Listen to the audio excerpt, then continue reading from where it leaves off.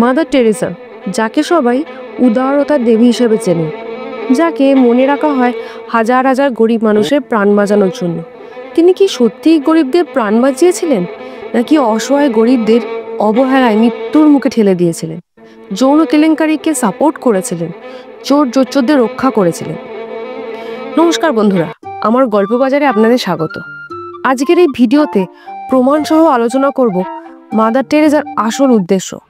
Video শেষে আপনার মতামত বদলেও যেতে পারে। চলুন শুরু করা যাক। ছোট থেকেই আমাদের পড়ানো হয়েছে মাদার টেরেসা নাকি গরিবদের জননী ছিলেন। তিনি অসুস্থ গরিবদের সেবা করতেন, তাদের সুস্থ করে তুলতেন, খাদ্য বস্ত্রের ব্যবস্থা করতেন তাদের জন্য।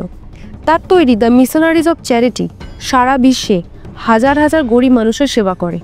এর জন্য প্রতি বছর মিশনারিজ অফ চ্যারিটিতে প্রায় 25 লাখ কোটি টাকা অনুদান আসে। মাথা ঘুরে গেল তো টাকার পরিমাণ শুনে? সেই টাকা দিয়ে কি করা হয় তা শুনলে আরও চমকে যাবেন। এমনকি এইসব সেবামূলক কাজের জন্য মাদার টেরেসা নোবেল প্রাইজও পান। বাট ওয়েট, এইসব ভালো ভালো কথা আমাদের পড়ানো হতো, আর যা পড়ানো হতো না, চলুন তা জানা যাক। 1910 সালে ম্যাসেডোনিয়ার স্কোপেজেতে জন্মগ্রহণ করে অ্যাগনেস গনসা বোজাস্কিউ। তিনি 18 বছর বয়সে সিস্টার্স অফ লরেটোতে যোগ দেন। দরিদ্রদের সেবা করার জন্য তার মনের আকুতি তাকে ভারতে নিয়ে যায়। সেখানে তিনি মিশনারিজ অফ চ্যারিটি প্রতিষ্ঠা করেন এবং মাদার টেরেসা উপাধিটি পান। মিশনারিজ অফ চ্যারিটি কলকাতার বস্তিতে গরিবদের সেবার জন্য খ্যাতি পায় এবং আর্তদের কষ্টের প্রতি মাদার টেরেসার অসীম মায়ার জন্য তিনি পরিচিতি পেতে থাকেন। কিন্তু প্রথমে মাদার টেরেসা এত বিশ্ববিখ্যাত ছিল না।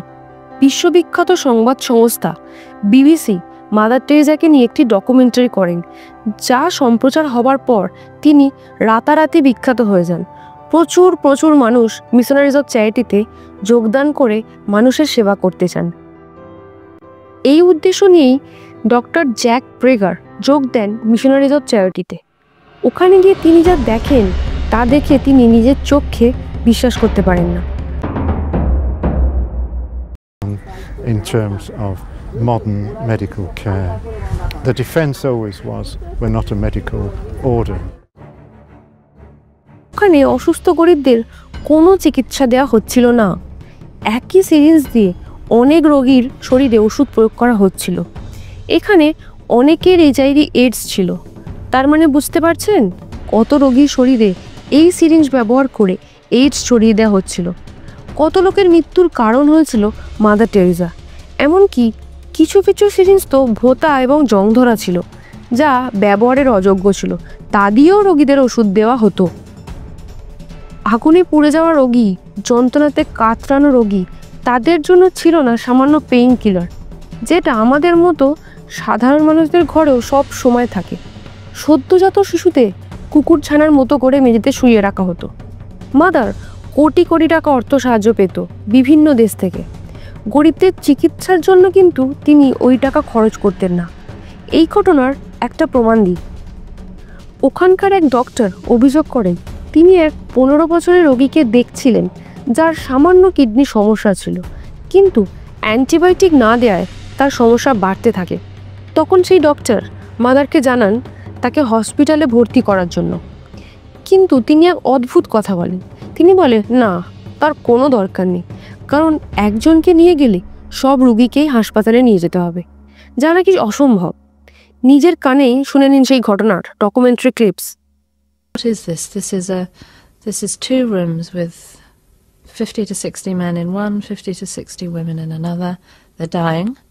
They're not being given a great deal of medical care. They're not being given painkillers really beyond the needles they used and reused over and over and over. And you would 15 who was dying, and an American doctor told me that she had been trying to treat this boy and that he had a really relatively simple kidney complaint that had simply got worse and worse and worse because he hadn't had antibiotics, and he actually needed an operation. I don't recall what the problem was. She did tell me. And she was so angry. But এরপর মাত্র 15 বছর বয়সের ওই রুগীটি মারা যায়। সামান্য একটি operation করে রুগীটাকে বাঁচানো যেত, কিন্তু মাদার তা করলেন না। এত টাকা ওনার কাছে ছিল যা দিয়ে উনি আস্ত কয়েকটি হসপিটাল নিজেই বানাতে পারতেন, কিন্তু ওই টাকা তিনি কখনোই ব্যবহার করেননি। তিনি মনে করতেন কষ্ট যন্ত্রণা সহ্য করলে নাকি ভগবান খুশি হয়, তাই কষ্টটা সহ্য করা উচিত, তার উপশমের কোনো দরকার নেই।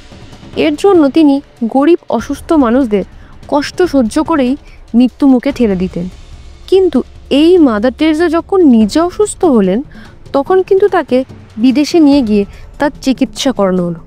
কই তখন কোথায় গেল তার কষ্টসহ্যের জ্ঞানের বাণী? আসলে ভারতের মতো গরিব দেশের মানুষদের জীবনের কোনো দাম ছিল না তার কাছে।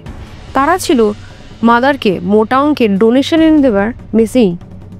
কেন এই কথা বলছি তা পরের ঘটনা শুনলেই বুঝতে পারবেন। মাদার টেরেসা তার বিপুল সম্পত্তি রাখত ভ্যাটিকান ব্যাংকে। এই ব্যাংক কিন্তু কোনো সাধারণ ব্যাংক ছিল না, এটি রোমান ক্যাথলিক চার্চের নিজস্ব ব্যাংক। এই ব্যাংকে পৃথিবীর সবথেকে কেচ্ছাতে পরিপূর্ণ এবং রহস্যজনক ব্যাংকও বলা হয়। অনেকের রহস্য মৃত্যু ঘটেছে এখানে। টাকার নয়ছয়ের অনেক অভিযোগ রয়েছে এই ব্যাংককে ঘিরে। মাদার এত কোটি কোটি টাকা এই ব্যাংকে রেখেছিলেন। বলা হয়ে থাকে যদি মাদার তার মৃত্যুর সময় তার সব টাকা তুলে নিতেন তাহলে এই ব্যাংক ব্যাংকরাপ্ট হয়ে যেত। হ্যাঁ, এত টাকা ছিল মাদারের কাছে। মাদার এই টাকা গরিবদের পুরো দিয়ে দিলে আর দারিদ্রতা থাকতো না, কিন্তু মাদার তা দেননি। কারণ গরিব না থাকলে গরিবের গান শুনিয়ে টাকা কোথা থেকে আসবে বলুন? এই সেবার নামে কোটি কোটি টাকা দান গ্রহণ করার সময় কিন্তু মাদার খুব সহজ সরল মানুষ ছিলেন। কোনো বিধিনিষেধ তিনি রাখতেন না, সবার থেকেই দান নিতেন। সে যত বড়ই চোর জোচ্চোর হোক না কেন তিনি তাকে ক্ষমা করে দিতেন। চলুন শুনে নেওয়া যাক সেই ঘটনা। চার্লস কেটিং নামের এক ব্যবসায়ী 10 কোটি টাকা মাদারকে দান করেছিলেন। চার্লস কেটিং ছিল একজন বড় জোচ্চোর। তিনি গরিব মানুষদের কোটি কোটি টাকা ঠকিয়ে নিয়েছিলেন। এই অপরাধের জন্য যখন চার্লস কেটিংয়ের বিচার শুরু হয় তখন তাকে শাস্তি থেকে বাঁচানোর জন্য মাদার একটা চিঠি লেখেন।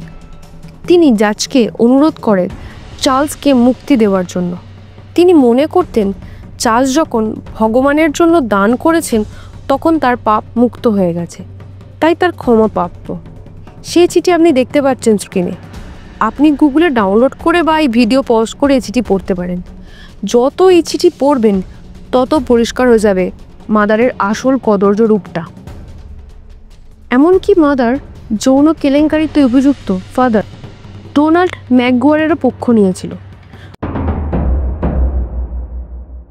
ঘটনা হলো ফাদার ডোনাল্ড ম্যাকগুয়ার একজন উচ্চপদস্থ ধর্মগুরু ছিলেন, যিনি ছোট ছেলেদের যৌন হেনস্থার জন্য দোষী সাব্যস্ত হন। তার জন্য 1993 সালে ওনাকে তার ধর্মযাজক পদ থেকে সরিয়ে দেওয়া হয়। কিন্তু এখানে মাদার টেরেসা আসেন রক্ষাকর্তা হিসেবে। তার অনুরোধে আবারও ফাদারকে চার্চের ধর্মগুরু হিসাবে নিয়োগ করা হয়। তারপর এই ফেক ধর্মগুরু তার পদমর্যাদাকে কাজে লাগিয়ে কত বাচ্চা শোষণ করেছে তার কোনো হিসাব নেই। শেষ পর্যন্ত 2009 সালে তার সাজা হয়। মাদার যদি তাকে না বাঁচাতো তাহলে অনেক বাচ্চা শোষণের হাত থেকে বেঁচে যেত। মাদার এনাকে সাপোর্ট করেন কারণ এনার অনেক বড় বড় কানেকশানস ছিল, যারা মাদারের মিশনারিজ অফ চ্যারিটিতে কোটি কোটি টাকা ডোনেট করত। মাদার টেরেসার কিছু কিছু কাজকর্ম নিয়ে তার কাছের লোকেরা অসন্তুষ্ট ছিলেন। গরিবদের জন্য টাকা খরচ করা না নিয়ে তারা প্রশ্ন তুললে তিনি বলেন, আমরা সমাজসেবিকা নই, আমরা এই কাজটি করছি শুধুমাত্র যীশু খ্রিস্টের প্রতি আমাদের ভালোবাসা প্রকাশের জন্য। এই ধর্মান্ত চিন্তাভাবনার জন্যই হয়তো মাদার মানুষের প্রকৃত সেবার থেকে বেশি তাদের খ্রিস্ট ধর্মের ধর্মান্তরিত করতে বেশি মন দিয়েছিলেন। যখন কোনো অসহায় মানুষকে মিশনারিজ অফ চ্যারিটিতে আশ্রয় দেওয়া হতো তাকে সবথেকে প্রথমে খ্রিস্টান ধর্মে কনভার্ট করা হতো, তারপর তার সেবা শুরু হতো। এমনকি অন্য ধর্মের কোনো মানুষের মৃত্যুর পর তাকে খ্রিস্টান ধর্মে কনভার্ট করে তাকে খ্রিস্টীয় মতে কবর দেওয়া হতো। মৃত্যুর আগে তার থেকে অনুমতিও নেওয়া হতো না তার ধর্মমত বদল নিয়ে তার কোনো মতামত আছে কিনা এই সম্পর্কে। এর থেকেই বোঝা যাচ্ছে মাদারের আসল উদ্দেশ্য ছিল ধর্মের প্রচার, সেবা করাটা ছিল একটা মুখোশ। ভারতের মতো গরিব দেশে এসে অসহায় গরিব মানুষদের ধর্মান্তরিত করা তার আসল গোল ছিল। সব প্রমাণ তো দিয়েই দিলাম, এবার আপনারা বিচার করুন তিনি কি সত্যিই একজন সেবিকা ছিলেন। অনেক পরিশ্রম করে এই ভিডিওটা বানিয়েছি বন্ধুরা, প্লিজ লাইক করবেন আর অবশ্যই সাবস্ক্রাইব অ্যান্ড শেয়ার করবেন। Thank you.